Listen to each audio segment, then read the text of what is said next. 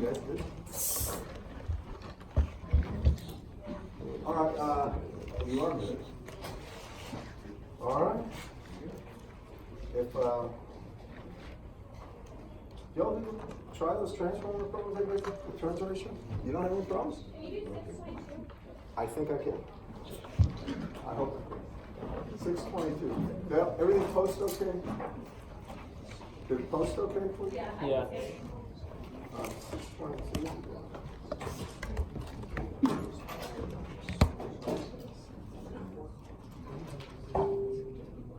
Oh, that's good. That is good. This is coupled circuit, isn't the one with the, it's not with transformers, this is just magnetically coupled. Yeah.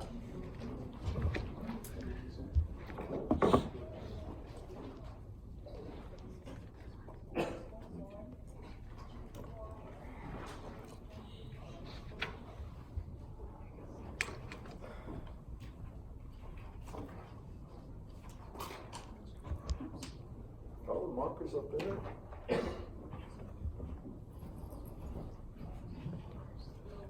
Are there markers right there? No. These are not. Very good.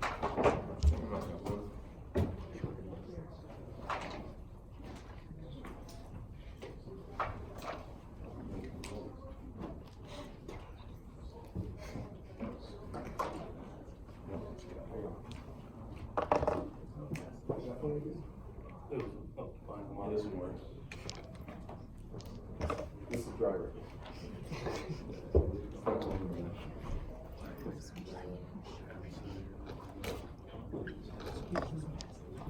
Alright, that's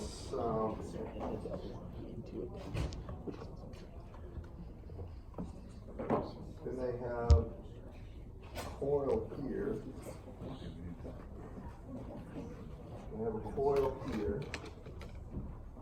And then a capacitor here. And they want to know this output voltage here.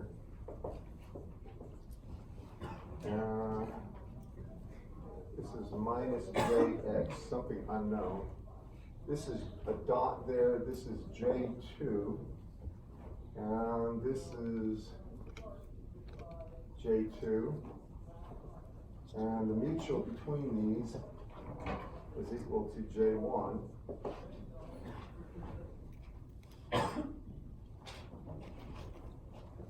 And this is just going to be V, right?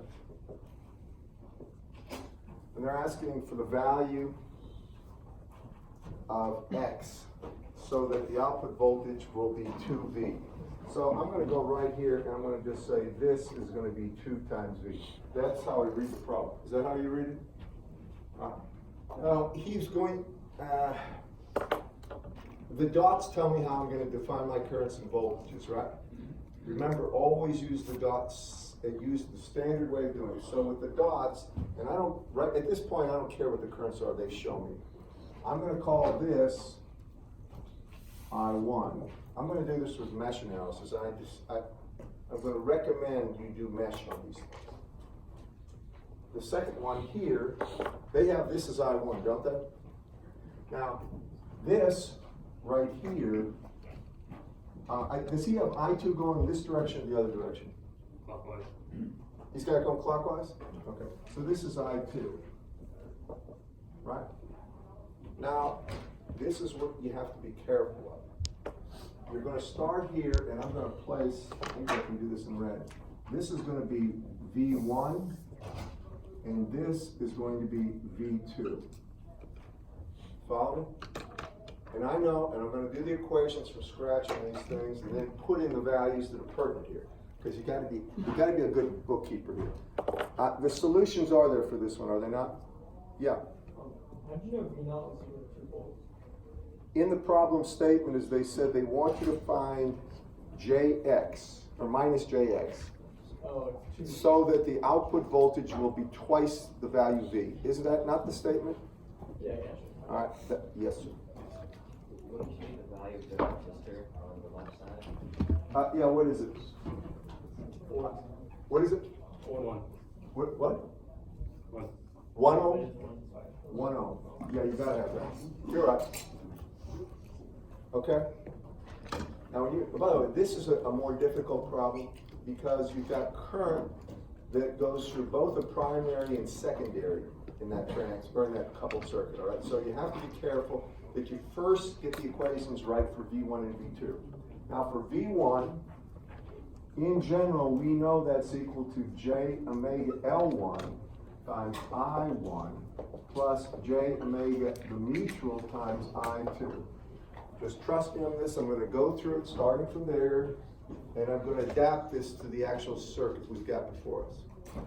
The first thing is, when I look at J omega L1, I'm putting this current I1 going into the dot, right? The coefficient, or really the self-impedance, is J2 there. Do you all see that? So I can erase this and just put J2.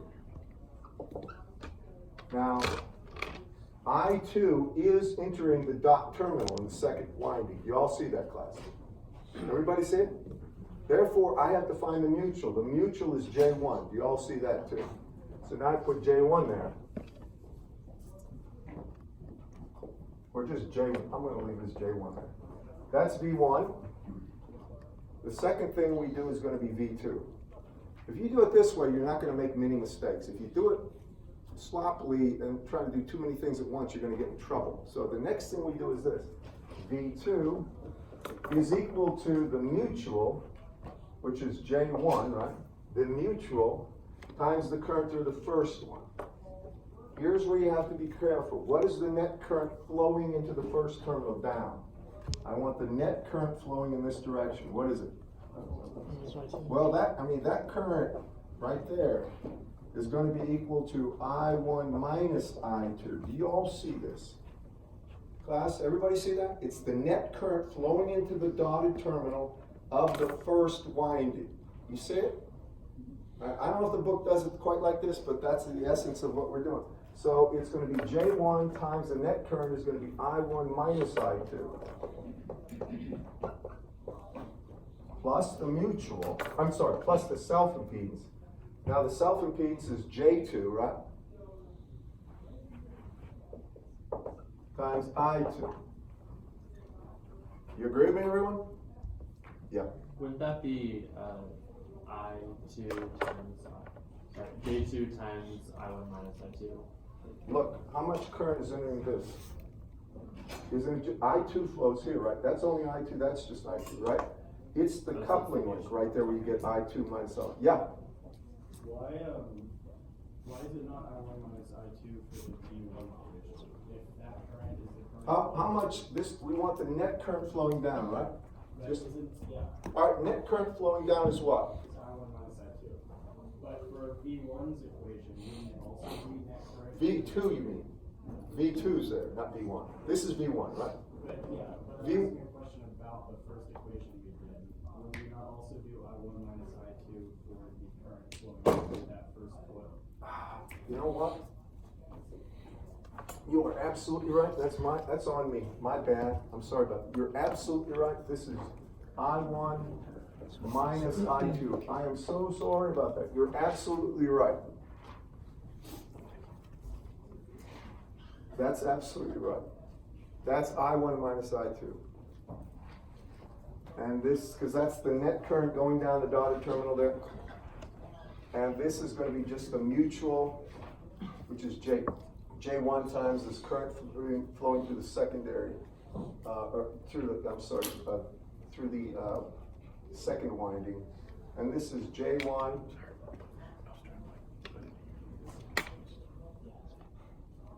You're right, absolutely right. I apologize, you're absolutely right. Got it. Everybody with me on this? In a way, I'm glad I made that mistake. Because that's a typical mistake. Something else I'm going to tell you with these things. When you're setting up V1 and V2, because I always put what would be usually I1 there, that's saying whatever it is here should be here. That's the way almost all, as a matter of fact, that's the way it is. And whatever's here is here. Now once I go ahead and rearrange this, so I combined I1, the coefficients of I1, coefficients of I2, it changes. But this is what you should get first crack. Now I'm going to go here for V1. Now I'm going to get the coefficients of I1. And you can see for I1 here, I have just J2, correct? Isn't that right, class? So I have J2 times I1 plus, and for I2, I have J1 minus J2 or minus J2. And here, for this one, for V2, I have coefficients of I1 are just J1, or just J1 times I1, and the coefficients for I2 are going to be J2 minus J1, or just plus J1 times I2. And wait a second. Yeah, that's right. Keep track of me here. Everybody agree with that? Now these are important. Usually I say box them individually. I'm going to box them collectively. And that second part is what I'm going to use. Now after that, the only thing you're going to do, yes? For your second voltage equation, I think you have the I2 minus, or I1 minus I2 mixed up. It should be I2 minus I1, shouldn't it? Help me out here. Show me. You're saying for what? Just tell. V2, you have 2J I2 plus J times I1 minus I2. It's J2, right? I2, and then it's the mutual, which is J1, right? Isn't that right? Isn't the mutual J1 times the net current flowing down here, right? It's got to go into the dot, right? Oh, okay. It has to go into the dot, remember that. That's critical, or else then everything falls apart if you don't get the convention right. Now I have these two equations. Now at this point, and you asked me about this, now you just do loop equations. And you might be able to get away with one loop, but I don't know. What I'm going to do here is this. If I come around here, I can write two. If I write this one, I've got that, and then I have this one, right? Now, I'm going to try again here. So, if I come around here, I have plus V, right, minus 1 times I1, it's just I1, and then it's minus V1 equals 0. That's just around this loop, and I left V1 in there. I didn't put in what the value was over here yet. Are you with me, class? Now what I'm going to do is this, since, because I'm not, for now, I'm going to take that V on the other side, make it minus V. That's the source, usually. It's usually known. As a matter of fact, if you want to do this kind of an, it's a trick kind of thing. If you give that source a value of 1 volt there, hear me now. You give it 1 volt, then this has to be 2 volts. Follow me? That way, you're not going to have to worry about ratio and stuff. You can just literally solve for the value of this X that will make that twice, and it'll hold for any value of V. You hear me on that? And that's kind of a trick that you can do. But I'm not going to do that trick. I'm going to go ahead and do it that way. So I'm going to multiply by -1 here. Do y'all agree with me there? If they appear, minuses on everything. And now I get this, right? And now I substitute in for V1. Follow me? So when I substitute in for V1, I have I1 here, plus, and then V1 is J2I1, and minus JI2 equal to V. Agreed? I'm going slow, I'm just substituting, class. This is not a hard thing to see. Are you with me? Now I'm going to combine things. I need to collect the coefficients of I1. So I'm going to do it just in this step. You all see it's 1 plus J2 times I1. So I'm just going to do it here.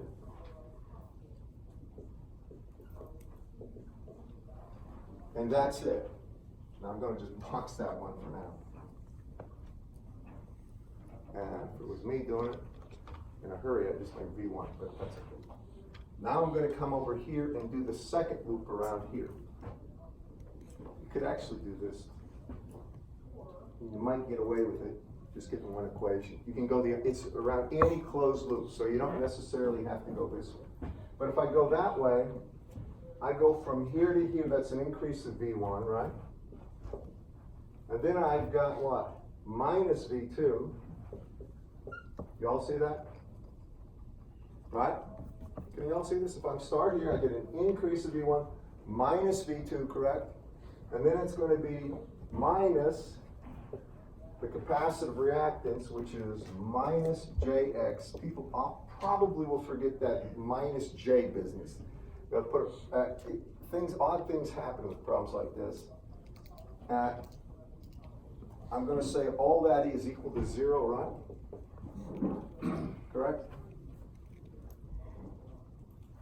Yes, sir. Doesn't the capacitance need to be multiplied by I2? That's not capacitance, Or though. That's impedance. Doesn't the impedance need to be multiplied by I2? You know, that's exactly, that's right. I'm doing this. This is minus JX.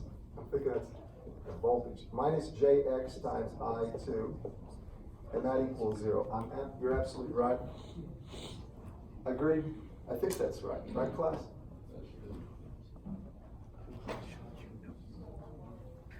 Yes. Is there a possibility you can substitute 2V into being, You can actually. solve back? You're ahead of me on that. I was actually looking at that. I'm already looking at a shortcut. Yes, sir. What's that?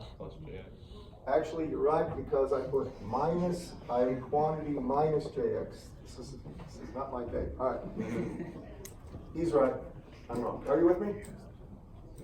I do that, and here you said, and you were right. Whoever said it, you said that. You said it, didn't you? Just put in 2V. Who said that? Somebody. Look, if this is V, right? This is 2V, right? Unfortunately, we have to find the value that makes that the case, right? But I'm going to show you another thing to do. If we know that it's 2V, don't we know what I2 is? Well, what is I2? I2 is equal to 2V, you agree with me? Divided by the impedance. What impedance? Minus JX. Agreed? That's the reason I like to make V1. Make the source voltage 1. That way the output would be 2 and you don't have to play with all these. Y'all agree with this, class? So this becomes what? Well, that's just J times 2V over X is I2. Right there. And then, unless I move, now I'm going to go down here and I'm going to substitute these things, and then we're going to just get the equation. Are you all with me with that? Why that's the case? So now I'm just going to substitute in here for V1 and V2. Now I get for V1, J2 I1 minus J times I2. Then it's minus V2, and V2 here is going to be J1, or just JI1 plus JI2. And then it's going to be minus JX, so it's actually going to be plus JX times I2. And that equals 0 right there. And then I combine terms. And here, for I1, I've got J2 and I have minus J, and so it's just JI1. That takes care of that one and that one. And then I have minus J and minus J, which is going to be minus 2J plus JX.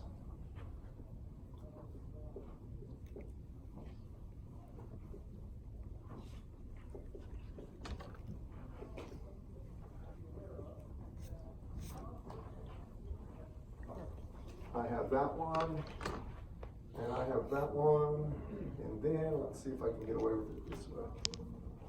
Yeah, I can take I2 here, and I can do it in that equation. I2 is equal to J2V over X. Y'all see what I'm going to do? Y'all agree that that's the condition that's given, right? So then if I go ahead and I put in for I2 here, just that value, then I get JI1 minus the quantity 2J plus JX, and then J2V over X, and all that equals 0.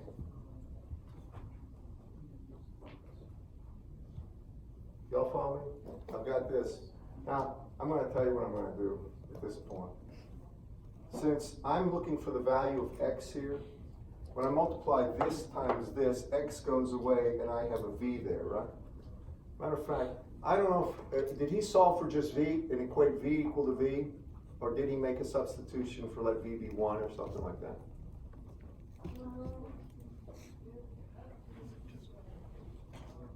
How about a show? He solved for V naught over V. V naught? Yeah, the. We just, V. well, V out is 2V, he's given us that, yeah. Wouldn't it be negative 2J on the inside and then the parentheses would be like the, it would be You're gonna have to help me, which equation for starters? the second box. There? No, That very we bottom. just finished. This? Left. This? Yeah. Wouldn't it be Hold on now, this came from right above? this, alright, well, hold on. That's J2, and that's J, so that's just single J, right? Yeah. And for I2, I've got minus J, then I got minus J here, right? So negative 2J plus JX. And so that would be a minus, you're right. That would be a minus. And this would be a And then minus. it would be, it should, then, would it be an addition sign outside the parentheses, or am I just? Well, if you wanna put the minus on front, I mean, you can take the minus inside, right? Oh, I see what you did. I didn't see the minus sign. Alright, now here's what I'm gonna say at this point. Probably, it's easier to do this. I can literally, say this. I can go ahead and for V, I can plug this in, right here. And I can then solve it in terms of a matrix. But, what I'm gonna do is probably something that you'll appreciate. I already put in, right here, that 2V over X was I2, correct, class? I'm just gonna do this. Let V be 1. If V is 1 here, this holds true. If V is 1 here, V is 1 here, right? Y'all see this? Now we have two equations with two unknowns, I1 and I2, but we're gonna solve for really X at this point. And let's see here. Let me come over here and do it. So the first equation, or that second equation, I need to actually beat into shape a little bit. This one is going to be equal to, that's just 2 there. So I have JI1 is equal, JI1, pardon me, minus 2J times 2J is going to be plus 4 over X, and then it's minus 2J, or I'm sorry, minus minus is plus JX times J is going to be minus 2 equals 0. Subtracting on this one, I take this right here and I multiply by 2J. J times J is minus 1, right? With a minus sign is plus. 2 times 2 is 4. And I have to divide by X. Then when I multiply 2J over X by X, gets rid of the X. And I have J times J is minus 1. With a minus is going to be plus. With another minus is minus. So it'd be minus 2. Do y'all agree with that? How many see this? I mean, this is just substitutions. You could solve for V by itself, but it's going to be even messier. That's the reason I stuck in a value of 1 for V, and I know the output voltage was 2V then. Now, if you've got this right here as such, this equation, you can literally do this now. Now you can just put in for I1 if you want, into that equation.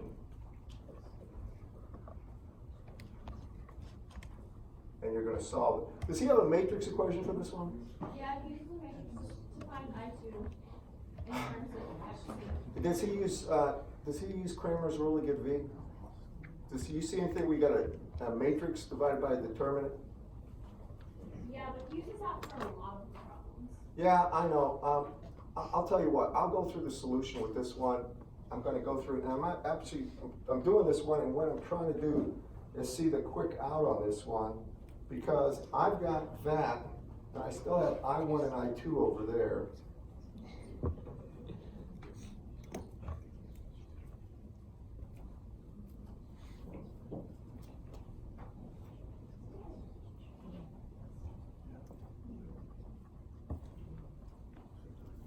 All right. For a second, I think what I'm gonna do is this was V right here, right?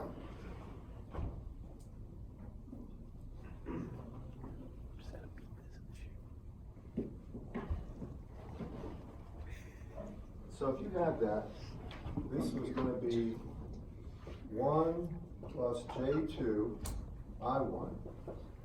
Then it's gonna be, or really, 1 plus J2 here. Then it's gonna be minus J here. This equation's still right, correct, class? Just bear with me, I think this will work. So I'm gonna go ahead and take the coefficients there, and that's J, first coefficient. And then it's gonna be minus quantity, minus 2J plus JX. And then it's I1, I2, right? Equals, and for the first equation, it equals V. For the second equation, it equals 0.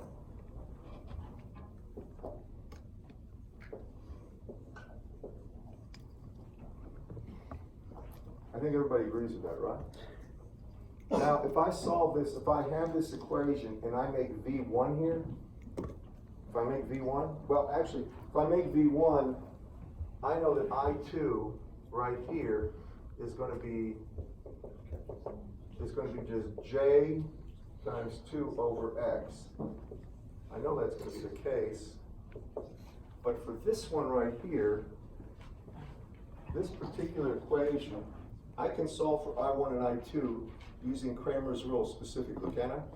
And that's what he's going to do. So here, you know how to use Kramer's rule? With Kramer's rule, what does it say?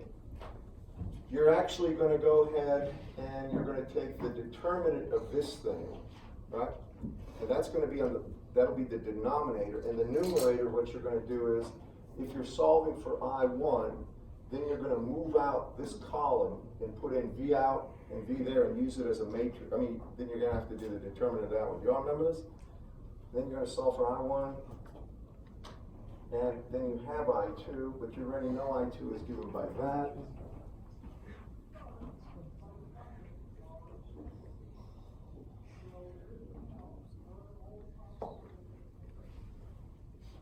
Do we change V to 1 when we put it in the calculator? You can make it 1 right here, and here's the funny thing.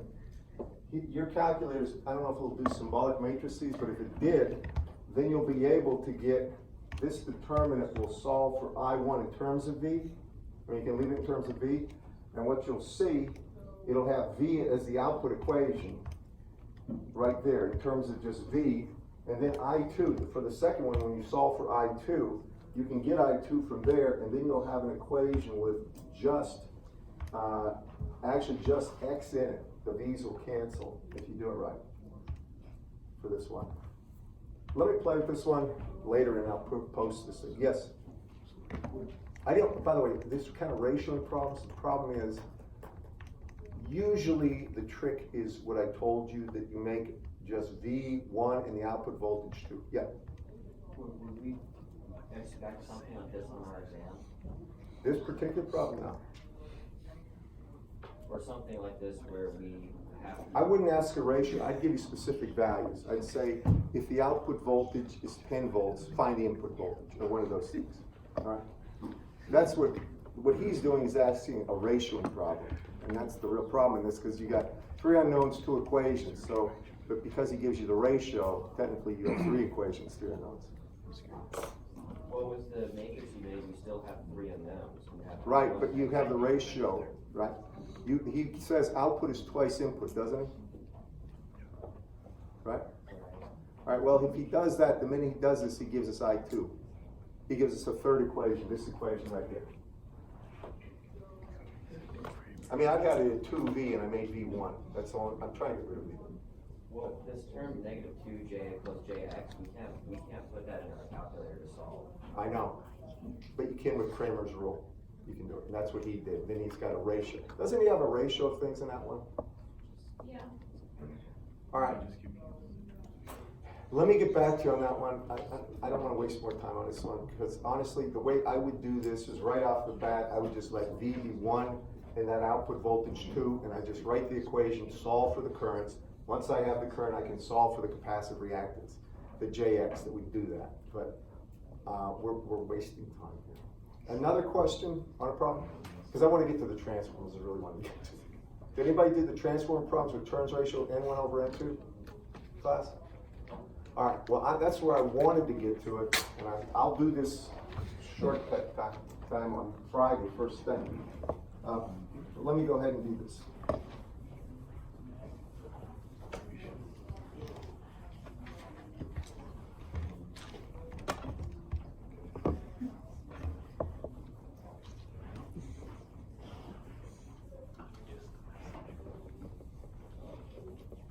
I'm erasing this, and it just dawns on me the way to do that. Since the output voltage, he just says it's twice, does he say it's 2V? The actual value is 2V? Yeah. Then you just write the first loop equation with V, the second one with 2V, and forget about the capacitor, that capacitive reactance, the minus JX. Forget about it altogether, just put 2V in there. Now you have 2 equations. Because both equations have V in them, right? And you can solve the 2 equations in terms of I1, I2 in terms of V, and because you know that fundamentally that minus JX divided into 2V is I2, you can make that substitution, then you have a 3rd equation. But I'll do it for you on Friday first thing. All right, nothing about the transformer questions? All right, I need to do some of these, because transformers are a big deal. So the equations for transformers were what? V1 over V2 was equal to N1 over N2. These are turns ratios. Same dot convention as before. N1 to N2 is the ratio of the turns. And usually the symbol they use for this is N, small n. It's just a ratio. So if the input at 1 turn, the output 10, input 10, output 100, input 100, output 1,000. Follow me? It's always ratios of the turns. And I1 over I2 here would be equal to N2 over N1. Frankly, the thing about it is N1 I1 is equal to N2 I2. Then I can say one other thing. Because impedance Z1 of the transformer, and what I'm talking about is this. When I have a transformer, I have plus or minus some V1. I have an N1 number of turns here, and I have an I1 into the dotted terminal. For the transformer, this is not mutual coupling. Now I have a dot, plus or minus V2, and I have a current I2 into them. Now, if you think about this, right here, I'll try to show you this. If you have an impedance here in the secondary, call it Z2. It's some impedance, right? Well, Z2 here will be the ratio of V2 over I2. If you look at that, V2 over I2 would be Z2. Do y'all agree with that?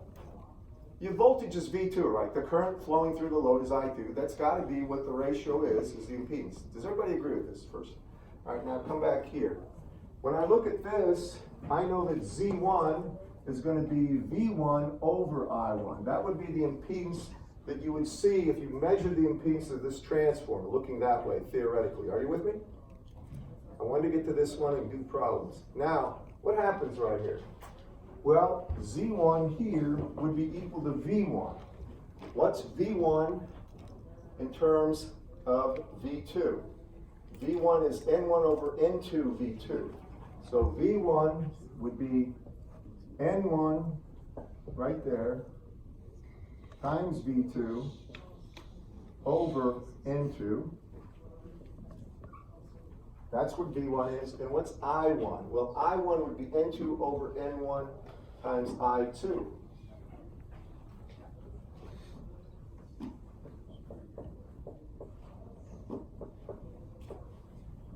Does everybody see what I've done? I simply replaced V1 by the ratio of the turns times, ratio of the turns times V2, and I replaced I1 by I2 times N2 over N1. Everybody follow me on this? This is just simple replacement based on those definitions. Now please watch this. This is important. You all see how that if I take this and flip it up, I really have N1 over N2 again, don't I? So this becomes turns ratio N1 over N2 squared times V2 over V1. Can you all follow me on what I'm doing? In the back there? The only thing I'm doing is substituting the fundamental equations over there, voltage and current ratios in terms of turns. And this right here is 1 over the turns ratio, by the way. 1 over N. And now, the last part is something you should see. Well, what is V2 over, this is I1, or I2, pardon me, I2. This should be I2. What is V2 over I2? Take a look over here. You all see it? That's the impedance of the output, isn't it? This is the point I'm making. So this can be given as just a load impedance or Z2. And this is called reflecting impedances. Now, that means the impedance on the primary side that it sees looking that way is really going to be N1 over N2 squared times Z2. This is called reflecting impedance across the windings. It's always proportional to the turns ratio squared. Let me give you a concrete example so you can appreciate this. Those are always true, but I'll do it right here. Suppose I had a coil, and this is the way it'll be shown in the book.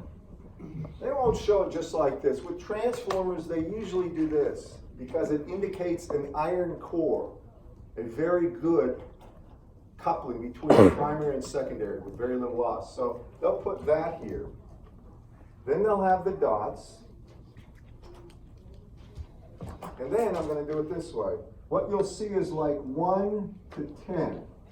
What it means for every one winding on the primary, there's 10 on the secondary. Do you all follow me on this, class? Are you with me? Can you all see this, by the way? In the back, you guys see it? Now I'm going to put a load on here.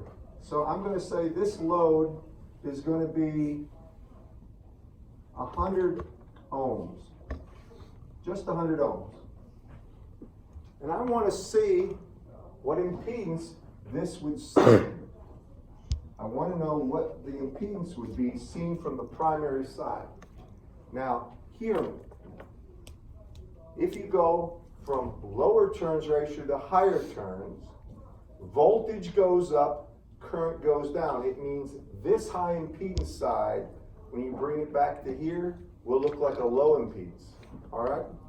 You're going to have to just believe me on this. If this is 1 to 10, this is the high impedance, this will be the low impedance side. So what would that impedance be? The actual impedance seen there would be the turns ratio, only would be over 1. So it would be really going to be 1 over 10 squared times 100 ohms. Or it's just 1 ohm. You all see that? Now let me make this real to you.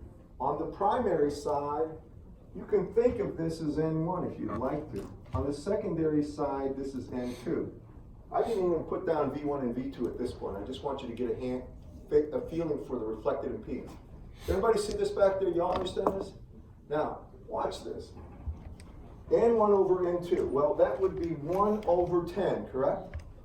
Squared is 1 over 100, right? 1 over 100 times Z2. Z2 was 100 ohms. 100 over 100 is 1. It looks like 1 ohms there, right? I want to continue with this example. So you, yes, sir. You say one more time what the significance of Z1 is. Is it the impedance across that? It is, if you were to think of Z1, it is the ratio of the current to the voltage across that. All right?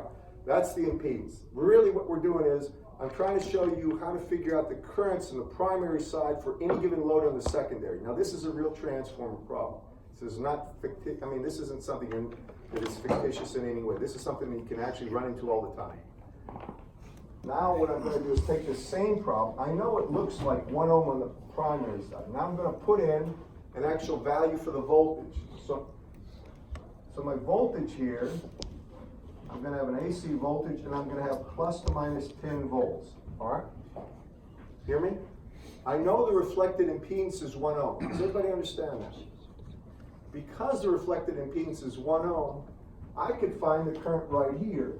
It would just be 10 over 1 or 10 amps. And that would be I1. And then this is V1. V1 is 10 volts, is it not, class? Just by definition. You all see that? What would V2 be? If V1's 10 volts, what's V2? What's the turns ratio? 1 in the primary, 10 in the secondary, right? 200. So I take the 10 over 1 times the primary voltage, that would be the secondary voltage. Can you all see this, class? So it'd be 10 times 10, or the voltage here, plus the minus V2, this would be 100 volts. Now just follow me. Y'all agree with that? That would be 100 volts, right? Well, what's the current flowing here if I've got 100 volts? 100 volts divided by 100 ohms is 1 amp. Correct? Right? Now, if I know that, if I have 1 amp here, just think about this. This is 10 to 1, right? I know that voltage will go down by 10, current will go up by 10. With me? Well, 10 times this is 10 amps. It works. What I'm really trying to show you is you can get this several ways, but the reflected impedance is the quick way. That's the quick way to get it. Got me on this? I'm trying to make it simple. Now, next we're going to do, keep those in mind, we'll do a couple of, at least one more problem, real problem. That's just to show what goes on. Remember, impedance is the ratio. But if we take a look at this, I gave you several problems, but let's take a look at probably they give you one in 627, and they have this. So for 627, is that right? Oh no. Oh yeah, and I got a meeting after this in another building. I'm not looking forward to it. So they have this. They have a voltage here of 10 at an angle of 0 degrees. They never give you the frequency of it. They don't need to. Then they have 2. And then they have the transformer here. This would be V1. This is iron core. Then they have a transformer action on this side. And this is V2. That's a dot. Then they have minus J2. And they have 2 ohms. And then they have V out here. And they say find V out. Now listen carefully to this, please. I know I'm about out of time, but I want you to hear me. When you're doing this problem right there that I've shown you, the easy way to do it, hint, easy way, is this. Oh, the turns ratio, is it 1 to 2 in this one? I think it was 1 to 2, right? Don't they have like, they'll have this, 1.2. It means for every 1 term in the primary, 2 turns in the secondary. Do you follow me? Can you all see this, by the way, if you're looking at your book, do you all see, or the pages I posted, do you all see this? Yeah. your voltages are swapped. V naught was 10, and we're finding VS. V out was 10? Yes, sir. Okay. So this is VS, and this is 10. Yes, sir. Not a problem. This one's probably even easier. Let me show you how you think through this. Whenever they give you a voltage and it's not a source voltage, they give you an output voltage. See if you can get the current. Problem's over there. Y'all see if you have 10 volts and 2 ohms, right here I have how many amps? 10 volts, 2 ohms. I know I've been making mistakes, man. I'm tired as heck right now. Y'all agree with that? That's 5 amps, right? You know there's 5 amps flowing out of the dotted terminal, right? It's not flowing in. Here's the trick. If it's flowing out there, this one's flowing out too. All right, I could turn it around and say it's negative going in, right? And then I'd find the current going in, but it would be negative as well. You follow me on this? Now, what's this? The turns ratio of 1 to 2, right? More turns in the secondary, more voltage. Less turns in the primary, more current. Take that, the turns ratio is simply 1 to 2. If 5 amps is flowing there, 10 amps is flowing there. You got me on this? It's easy once you see it. Now, if that's the case, by the way, am I a minute over? I apologize, everybody has to leave before the final act, but when I come here, if I have 10 amps there, right? The next thing I need is this voltage. How do I get that voltage? Look at this. I've got 5 amps. Do I know the impedance it's flowing through? Right? I have 5 amps flowing through 2 minus J2, right? Do I know the voltage from here to here? Yes, right? If I know the voltage from here to here, do I know V2? Yes. If you know V2, what do? 1 to 2, it means the primary will be 1/2 the voltage on the secondary. Just divide that voltage by 2 and plug it right there, right? And then you can say this 2 times 10 or 20 volts plus this voltage would be VS. But that's the way you do that problem. I'm gonna go through a few more. All right. See you Friday.